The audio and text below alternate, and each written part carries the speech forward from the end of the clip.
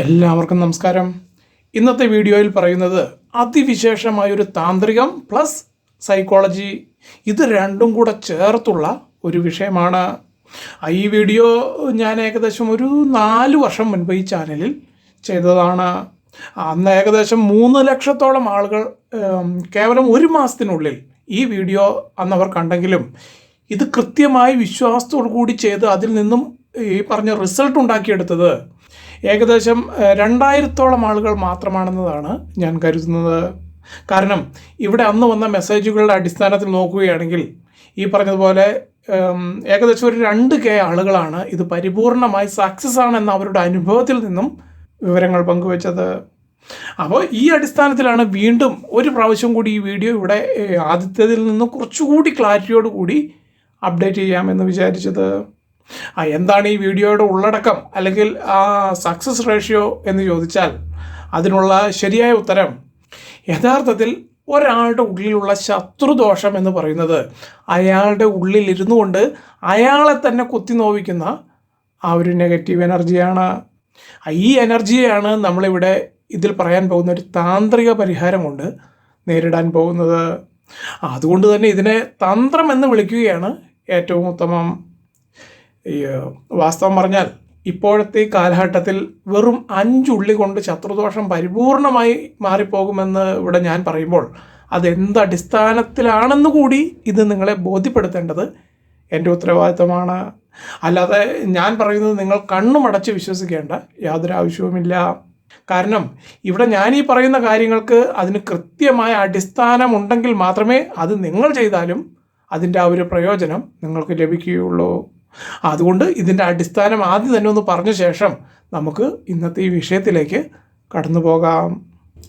നിങ്ങളിൽ ഈ ഭഗവതി ക്ഷേത്രങ്ങൾ കൃത്യമായി സന്ദർശിക്കുന്ന ആളുകൾക്ക് ഞാൻ ഈ പറയുന്നത് അച്ചിട്ടായിട്ട് ബോധ്യമാകും. കാരണം ഈ ഭഗവതി ക്ഷേത്രങ്ങളിൽ പ്രതിഷ്ഠിച്ചിരിക്കുന്നതിന് അധികം അകലെ അല്ലാതെ ഒരു പാലമരത്തിലോ അല്ലെങ്കിൽ ആൽവൃക്ഷത്തിലോ നിരവധി വലിയ ആണികൾ അതിൽ തറച്ചു വച്ചിരിക്കുന്നത് നിങ്ങൾ ശ്രദ്ധിച്ചിട്ടുണ്ടാകും. അതായത് 5 ഇഞ്ച് മുതൽ 8 ഇഞ്ച് വരെ വലിപ്പമുള്ള ഇരുമ്പിൻ്റെ ആണികൾ ആ വൃക്ഷത്തിലേക്ക് അടിച്ചു കയറ്റിയിരിക്കുന്നത് നിങ്ങൾ കണ്ടിട്ടുണ്ടാകും. ഇത് 1, 2, 10, 100 അല്ല, ആയിരക്കണക്കിന് ആണികളാണ് വൃക്ഷത്തിൻ്റെ ചുറ്റും ഏകദേശം ഒരു 2 ആൾ പൊക്കത്തിൽ വരെ അടിച്ചു കയറ്റിയിരിക്കുന്നത്. ഇതിനർത്ഥം എന്തെന്നാൽ ഈ പറഞ്ഞതുപോലുള്ള ബാധകളെ തളയ്ക്കുന്ന അതിൻ്റെ ആ ഒരു ശരിയായ രീതിയാണ്. അതായത് ഈ ഉപദ്രവം ബാധിച്ച ആ വ്യക്തിയുടെ ഉള്ളിലുള്ള ബാധയെ ഈ പറഞ്ഞ ആണിയിലേക്ക് ആവാഹിച്ചു വരുത്തിയ ശേഷം ആ ആണി ഈ പറഞ്ഞ വടവൃക്ഷത്തിലേക്ക് അടിച്ചു കയറ്റുന്നു. അതോടുകൂടി അയാളിൽ നിന്നുള്ള ബാധ ആണിയോടുകൂടി വൃക്ഷത്തിൽ അങ്ങനെ ഇരിക്കും. ആണി അതിൽ നിന്നും ഒരിക്കലും ഊരാത്ത അവസ്ഥയിലായിരിക്കുമ്പോൾ, അതായത് ആ ബാധയെ ആണിയിലേക്ക് അടിച്ച വൃക്ഷത്തിലേക്ക് കയറ്റി വെച്ചിരിക്കുന്ന ആ ഒരു അവസ്ഥയിലിരിക്കുമ്പോൾ ആ ബാധയ്ക്ക് എന്നേക്കുമായി അവിടെ തന്നെ കുടിയിരിക്കുക മാത്രമേ നിവൃത്തിയുള്ളൂ. ഇതാണ് ഇതിന് പിന്നിലുള്ള ആ ഒരു സൈക്കോളജി എന്ന് പറയുന്നത്. അപ്പോൾ ചുരുക്കി പറഞ്ഞാൽ ലോകത്തിൽ ഇതുവരെ മരുന്ന് കണ്ടുപിടിക്കാത്ത എത്രയോ വലിയ മാനസിക വിഷമതകളെ വരെ ഈ പറഞ്ഞ കേവലം ഒരു 8 ഇഞ്ച് ആണി കൊണ്ട് ഒരു പൂ പറിക്കുന്നത് പോലെ ആ വ്യക്തിയിൽ നിന്നും ഇങ്ങോട്ട് നമുക്ക് പറിച്ചെടുക്കാം. അങ്ങനെയാണ് കണ്ടിരിക്കുന്നത്. പ്രത്യേകം ശ്രദ്ധിക്കുക, മാർഗമേത് എന്നുള്ളതിലല്ല കാര്യം, ലക്ഷ്യം എന്താണോ അതാണ് നമുക്ക് സാധിക്കേണ്ടത്. അതിനാൽ ദയവേത് ഈ വൃക്ഷത്തിൽ ആണിയടിക്കുന്നത് എന്തിനാണ് എന്ന് ചോദിക്കരുത്. ആളുടെ മാനസിക രോഗം മാറുന്നുണ്ടോ എന്ന് മാത്രം നോക്കിയാൽ മതി. അപ്പോൾ ഈ പറഞ്ഞ അടിസ്ഥാനത്തിൽ ഇന്ന് ഈ സംസാരിക്കുന്ന വിഷയം 100% സയൻറ്റിഫിക്കാണ്, സൈക്കോളജിക്കലാണ്. ഇത് ഈ പറഞ്ഞത് നിങ്ങൾക്ക് കുറച്ചുകൂടി ഒന്ന് ബോധ്യം വരാൻ വേണ്ടി അല്ലെങ്കിൽ ഒന്ന് ഓർമ്മ വരാൻ വേണ്ടി ഒരു പഴയ സൂപ്പർ ഹിറ്റ് മലയാള ചലച്ചിത്രമായിട്ടുള്ള മണിച്ചിത്രത്താഴ് എന്ന സിനിമയിൽ ഇതിൻ്റെ മറ്റൊരു വേർഷൻ കാണിക്കുന്നുണ്ട്. അതിൽ നാഗവല്ലി എന്ന ക്യാരക്ടറിന് ഈ ശത്രുദോഷം അതിൻ്റെ ആ ഒരു മൂർധന്യാവസ്ഥയിലെത്തിയ ആ ഒരു അവസ്ഥയിൽ, അതായത് മരുന്നുകൾ കൊണ്ടൊന്നും പ്രത്യേകിച്ച് യാതൊരു ഫലവുമില്ല എന്ന തരത്തിൽ ആ ഒരു മാനസികാവസ്ഥ അത്രയ്ക്കും വഷളായി പോയപ്പോൾ ഈ പറഞ്ഞ സൈക്കോളജിക്കൽ മെത്തേഡ് ഉപയോഗിച്ചാണ് അത് പരിഹരിക്കപ്പെട്ടത്. ഈ പറഞ്ഞത് കേവലം ഒരു സിനിമയാണെങ്കിൽ പോലും അതിൽ അഭിനയിച്ചു കാണിക്കുന്നത് 100% സയൻറ്റിഫിക്കാണ്, സൈക്കോളജിക്കലുമാണ്. അപ്പോൾ ഈ പറഞ്ഞ നാഗവല്ലി ക്യാരക്ടറുടെ ആ ഒരു അവസ്ഥ നോക്കുകയാണെങ്കിൽ ഈ ക്യാരക്ടറിന് ബാധാദോഷം വളരെ കൂടുതലാണ്. എന്നാൽ നമുക്കിവിടെ വളരെ കുറവാണ്. അതുകൊണ്ട് തന്നെ ഇങ്ങനെ ഈ ഇതിൽ പറയുന്നത് പോലെ ചുവന്നുള്ളി പ്രയോഗിച്ചോ അല്ലെങ്കിൽ ഈ വടവൃക്ഷത്തിൽ ആണി തറയ്ക്കുന്നത് കൊണ്ടോ വളരെ പെട്ടെന്ന് മാറിപ്പോകാനും മതി. അപ്പോൾ ഈ പറഞ്ഞതാണ് ശത്രുദോഷത്തിൻ്റെ ആ ഒരു ഏകദേശ രൂപം. അപ്പോൾ നമ്മുടെ ഇന്നത്തെ വിഷയത്തിലേക്ക് വന്നാൽ, ഇന്നിവിടെ പറയാൻ പോകുന്ന ഈ രീതി നിങ്ങൾ ശത്രുദോഷത്തിനെതിരായി ഒന്ന് ചെയ്യുകയാണെങ്കിൽ 100% നിങ്ങളതിൽ വിജയിച്ചിരിക്കും. നിങ്ങളുടെ ഉള്ളിലുള്ള നെഗറ്റീവ് എനർജി അത് പരിപൂർണമായി നിങ്ങളിൽ നിന്നും ഒഴിഞ്ഞു പോകുക തന്നെ ചെയ്യും. കാരണം ഇത് അത്ര എഫക്റ്റീവാണ്. ഇത് ചെയ്യുവാൻ വേണ്ടി മന്ത്രങ്ങൾ ചൊല്ലേണ്ട ആവശ്യമില്ല, നിലവിളക്ക് കത്തിക്കേണ്ട ആവശ്യമില്ല, ചന്ദനത്തിരി അല്ലെങ്കിൽ ചെറിയ കിണ്ടി അങ്ങനെ ഒന്നും ഇതിനാവശ്യമില്ല. കാരണം ഇത് 100% സൈക്കോളജിക്കലായി ചെയ്യാം. ഇത് നിങ്ങളെ നിരന്തരം ഉപദ്രവിച്ചുകൊണ്ടിരിക്കുന്ന ശത്രുക്കൾക്കെതിരെ അല്ലെങ്കിൽ നിങ്ങളെ ഒളിഞ്ഞിരുന്ന് ഉപദ്രവിക്കുന്ന ശത്രുക്കൾക്കെതിരെയും പ്രയോഗിക്കാവുന്നതാണ്. വെറും 7 ദിവസങ്ങൾക്കുള്ളിൽ ശത്രു നിങ്ങളുടെ മുൻപിൽ വന്ന് ക്ഷമ പറയും. അതിനൊരു പക്ഷേ ക്ഷമ പറഞ്ഞില്ലെങ്കിൽ അവർ നിങ്ങളെ പിന്നീട് ഒരിക്കലും വാക്കുകൊണ്ടോ പ്രവൃത്തി കൊണ്ടോ ഉപദ്രവിക്കാൻ മുതിരുന്നതുമല്ല. ഇന്ന് ഈ ശത്രുദോഷത്തെ പറ്റി ഇങ്ങനെ ഒരു വീഡിയോ ചെയ്യാനും ഒരു കാരണമുണ്ട്. ഇത് ഏകദേശം ഇന്നേക്ക് ഒരു 10 ദിവസമായി കാണും, അത്രയേ ഉള്ളൂ. രാവിലെ ഒരു വീട്ടമ്മ നമ്മുടെ ക്ഷേത്ര നടയിൽ നിന്ന് കരയുന്നത് അന്നെൻ്റെ ശ്രദ്ധയിൽപ്പെട്ടു. അപ്പോൾ ഞാൻ കാര്യം വിശദമായി അവരോട് ചോദിച്ചറിഞ്ഞപ്പോൾ സംഭവം ശത്രുദോഷമാണെന്ന് സംശയലേശമന്യേ എനിക്ക് ബോധ്യമായി. എല്ലാവർക്കും പറഞ്ഞു കൊടുക്കണം അതേ രീതിയിൽ തന്നെ ഞാൻ അന്ന് അവർക്കും, അതായത് ആ സ്ത്രീക്കും ഈ പറഞ്ഞ രീതി, ഇതിൽ പറയാൻ പോകുന്ന ആ രീതി ഞാനൊന്നങ്ങോട്ട് പറഞ്ഞു കൊടുത്തു. ഇന്ന് രാവിലെ ആ വീട്ടമ്മ വന്നിട്ട് പറയുകയാണ്, എനിക്ക് എല്ലാവിധ ബുദ്ധിമുട്ടുകളും മാറി, എനിക്കിപ്പോൾ എൻ്റെ വീട്ടുജോലികൾ അനായാസം ചെയ്തു തീർക്കാൻ സാധിക്കുന്നുണ്ട്, നല്ല വിശപ്പ് തോന്നുന്നുണ്ട്, മനസ്സിന് നല്ല സമാധാനം കിട്ടുന്നുണ്ട് തുടങ്ങി അവരുടെ ഇപ്പോഴത്തെ ആ ഒരു മാനസികാവസ്ഥ അവർ വിസ്തരിച്ചു പറഞ്ഞു. അത് കേട്ടപ്പോൾ ഇന്നിങ്ങനൊരു വീഡിയോ എടുക്കാമെന്ന് ഞാനും വിചാരിച്ചു. ശരി, അപ്പോൾ ഇത് എങ്ങനെയാണ് ചെയ്യേണ്ടതെന്നാണ് ഇനി പറയാൻ പോകുന്നത്. ഇതിനു വേണ്ടി നിങ്ങളുടെ ഇഷ്ടദൈവം ഏതോ ആ ദൈവത്തെ നിങ്ങൾക്ക് മനസ്സിൽ വിചാരിക്കാം. എങ്കിലും ഇവിടെ ഞാൻ നിർദ്ദേശിക്കുന്നത് ഈ 4 ഫോട്ടോകളിൽ കാണുന്ന ഏതെങ്കിലും ഒരു ദേവതയെ തിരഞ്ഞെടുക്കുകയായിരിക്കും ഏറ്റവും ഉചിതം. കാരണം ശത്രുദോഷങ്ങൾ ഇല്ലാതാക്കാൻ ഭഗവതി സേവയാണ് ഏറ്റവും ഉത്തമം. പ്രത്യേകം ശ്രദ്ധിക്കുക, ഈ പറഞ്ഞ ഒരു ദേവിയെയും പ്രാർത്ഥിക്കാതെ ചെയ്താലും നിങ്ങൾക്ക് കാര്യം നടക്കും. പക്ഷേ ഈ പറഞ്ഞ 7 ദിവസത്തിനുള്ളിൽ വളരെ പെട്ടെന്ന് അത് സക്സസ് ആയി കിട്ടണമെന്ന് യാതൊരു നിർബന്ധവും വിചാരിക്കരുത്.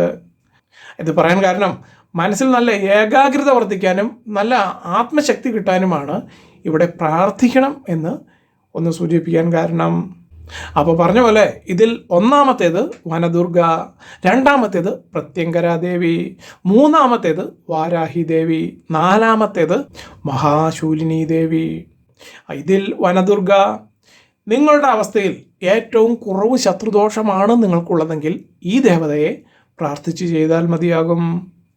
രണ്ടാമത്തേത് കുറച്ചുകൂടി കൂടുതൽ ശത്രുദോഷം ഉണ്ടെങ്കിൽ മാത്രം എടുത്താൽ മതി. എന്നാൽ മൂന്നാമത്തേത് വാരാഹി ദേവി. ഇത് ചെയ്ത ഏറ്റവും കൂടുതൽ ആളുകൾ എന്നോട് പറഞ്ഞത് വാരാഹി ദേവിയെ പ്രാർത്ഥിച്ച് ചെയ്തപ്പോഴാണ് കൂടുതൽ ഫലം അവർക്ക് കിട്ടിയത് എന്നാണ്.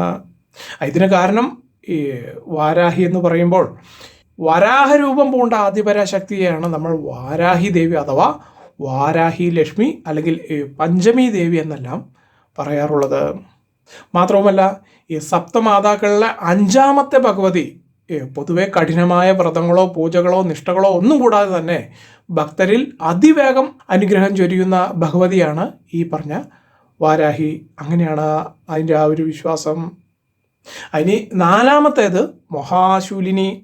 ഇത് നിങ്ങൾക്ക് എടുക്കേണ്ടി വരില്ല, അങ്ങനെയാണ് എൻ്റെ നിഗമനം. പറയാൻ കാരണം അത്രയ്ക്കൊന്നും വലിയ ശത്രുദോഷങ്ങൾ നിങ്ങൾക്കുണ്ടാകാൻ യാതൊരുവിധ ചാൻസുമില്ല. ഇവിടെ പറഞ്ഞപ്പോൾ ഇതിനോടൊപ്പം ഒന്നിച്ചു ഒന്ന് പറഞ്ഞു എന്ന് മാത്രമേ ഉള്ളൂ. ഈ മഹാശൂലിനിയെ പ്രാർത്ഥിച്ച് ചെയ്താൽ ശത്രു ഓടുന്ന വഴിയിൽ ഒരു പുല്ല് പോലും കിളിർക്കില്ല. കാരണം അത്രയ്ക്ക് എഫക്റ്റാണ്. ഇനി അടുത്തതായി എങ്ങനെയാണ് ഇത് ചെയ്യുന്നത് എന്ന് ഒന്ന് പറഞ്ഞ് മനസ്സിലാക്കാം. വീട്ടിൽ അരകല്ലുള്ളവർക്ക്, അതായത് നിങ്ങൾ സാധാരണയായിട്ട് ഈ കറിക്ക് തേങ്ങ അരയ്ക്കുന്ന അരകല്ല് വീട്ടിലുള്ളവർക്ക് അത് ഉപയോഗിക്കാം. ഇല്ലെങ്കിൽ ഈ മരുന്ന് ചതയ്ക്കുന്ന കല്ല് നിങ്ങളുടെ കൈവശമുണ്ടെങ്കിൽ അതും ഉപയോഗിക്കാവുന്നതാണ്. നിങ്ങളുടെ ശത്രുക്കൾ എത്ര പേരുണ്ട് അതനുസരിച്ച് ചുവന്നുള്ളി എടുക്കുക. അതായത് നിങ്ങളെ ദ്രോഹിക്കുന്ന ശത്രുക്കൾ എന്ന് വെച്ച് കഴിഞ്ഞാൽ നിങ്ങളെ വാക്കുകൊണ്ടോ പ്രവൃത്തി കൊണ്ടോ ശല്യം ചെയ്യുന്നവർ, അവർ എത്ര പേരുണ്ടോ അത്രയും അവർ ആളൊന്നിക്ക് ഓരോരുത്തർക്കും ഒരു ചുവന്നുള്ളി എന്ന രീതിയിൽ എടുക്കുക. ഒരു പക്ഷേ നിങ്ങൾക്ക് ഒരു ശത്രുവേ ഉള്ളൂ എന്ന് കരുതുക. ആ ശത്രു നിങ്ങളെ വാക്കുകൾ കൊണ്ട് വളരെയധികം ദ്രോഹിക്കുന്ന ഒരു വ്യക്തിയാണെങ്കിൽ ഇവിടെ ആ ഒരു ശത്രുവിന് ഒരു ചുവന്നുള്ളി എന്നതിന് പകരം 5 ഉള്ളി വേണമെങ്കിൽ നിങ്ങൾക്ക് 5 ഉള്ളി ഒന്നിച്ചെടുക്കാം. അങ്ങനെ ഒരു ശത്രുവിന് വേണ്ടിയിട്ട് തന്നെ നിങ്ങൾ 5 ഉള്ളി ഒരുമിച്ച് ചതച്ചാൽ അത്രയും കൂടുതൽ എഫക്റ്റ് ആയിരിക്കും അതിനുണ്ടാവുക. ഇത് ചെയ്യേണ്ടത് ആദ്യം നിങ്ങൾക്ക് നിങ്ങളുടെ മനസ്സിന് യോജിച്ച ഒരു ദേവിയെ മനസ്സിൽ ധ്യാനിക്കുക. അതിനുശേഷം ശത്രുവിനെ മനസ്സിൽ കാണുക. എന്നിട്ട് ഓരോ ഉള്ളിയായി ഒന്നിന് പിറകെ ഒന്നായി ഉള്ളി ചതയ്ക്കുക. അങ്ങനെ ഉള്ളി ചതയ്ക്കുമ്പോൾ ശത്രുവിൻ്റെ രൂപമായിരിക്കണം നിങ്ങളുടെ മനസ്സിൽ ഉണ്ടാകേണ്ടത്. അതായത് ശത്രുവിനെ ചതയ്ക്കുന്നത് മനസ്സിൽ കണ്ട് ഉള്ളിയെ ചതയ്ക്കണം, അത്രയേ ഉള്ളൂ. ഇവിടെ സംഭവിക്കുന്നത് എന്തെന്നാൽ നിങ്ങൾക്കുള്ളിലെ ആ ഒരു ശത്രുദോഷം, അതായത് നിങ്ങളിലെ ശത്രുദോഷം നിങ്ങൾക്കെതിരെ ആരാണോ പ്രയോഗിച്ചത് അത് അവരിലേക്ക് തന്നെ തിരിച്ചു പോകും. അതാണ് ഇവിടെ സംഭവിക്കുന്നത്. ഇത് ചെയ്യാൻ ഏറ്റവും ഉത്തമം ചൊവ്വാഴ്ച ദിവസങ്ങളിലോ അല്ലെങ്കിൽ വെള്ളിയാഴ്ച ദിവസങ്ങളിലോ നിങ്ങൾക്ക് ഇത് ചെയ്യാവുന്നതാണ്. അതുപോലെ തന്നെ ഉച്ചയ്ക്ക് 12 മണിക്ക് ചെയ്യുകയാണ് ഏറ്റവും യോജിച്ച ആ ഒരു സമയം. ഇത് കേവലം ഒരു പ്രാവശ്യം മാത്രം ചെയ്താൽ മതിയാകും. എന്നാൽ ആഴ്ചയിൽ ഒരു പ്രാവശ്യം അല്ലെങ്കിൽ മാസത്തിൽ ഒരു പ്രാവശ്യം എന്ന നിലയിൽ ചെയ്യണമെന്നുള്ളവർക്ക് അങ്ങനെയുമാകാം. ആദ്യം പറഞ്ഞത് മറക്കണ്ട, ഇതിന് പ്രത്യേകിച്ച് വ്രതവും വേണ്ട, വിളക്കും തെളിക്കേണ്ട, മന്ത്രവും ജപിക്കേണ്ട കാര്യമില്ല. എത്ര ഏകാഗ്രതയോട് കൂടിയാണ് നിങ്ങളിത് ചെയ്യുന്നത് അത്രയും ഇതിൻ്റെ ഫലവത്തായിരിക്കും, അതായത് കൃത്യമായി എഫക്റ്റ് ആയിരിക്കും. ഇത് നിങ്ങൾ എത്ര ഏകാഗ്രതയോട് കൂടിയാണോ ചെയ്യുന്നത് അത്രയ്ക്കും ഫലവത്തായിരിക്കും എന്ന് സാരം. കാരണം ഇത് സൈക്കോളജിക്കൽ എഫക്റ്റാണ് ഇതിൽ നിന്നും ലഭിക്കുന്നത്. ഇതിനോടൊപ്പം ശൂലിനി മന്ത്രമോ പ്രത്യങ്കരാദേവി മന്ത്രമോ ജപിച്ചാൽ അത് വളരെയധികം ഹൈ എഫക്റ്റ് ആയിരിക്കും. അതുകൊണ്ട് അത് ചെയ്യേണ്ട കാര്യമില്ല, സാധാരണഗതിയിൽ ചെയ്താൽ മതിയാകും. ഇത് നിങ്ങൾ ആത്മാർത്ഥതയോടുകൂടി ചെയ്ത ശേഷം അതിൻ്റെ ആ ഒരു റിസൾട്ട് അതിപ്പോൾ കുറവാണെങ്കിലും കൂടുതലാണെങ്കിലും ശരി ഇവിടെ പങ്കുവയ്ക്കുക. അപ്പോൾ ഇതിൻ്റെ ആ ഒരു ഫലപ്രാപ്തിയിൽ മറ്റുള്ളവർക്ക് കൂടി വിശ്വാസം വരും. അങ്ങനെ ആ ഒരു ആത്മവിശ്വാസത്തോട് കൂടി ചെയ്യുമ്പോഴാണ് ഇതിന് ഡബിൾ എഫക്റ്റ് സംഭവിക്കുന്നത്. അപ്പോൾ ഇത്രയും കാര്യങ്ങളാണ് ഇതിൽ പറയാൻ ആഗ്രഹിച്ചത്. എല്ലാവർക്കും നല്ലൊരു ദിവസം ആശംസിച്ചുകൊണ്ട് നിർത്തുന്നു. നന്ദി, നമസ്കാരം.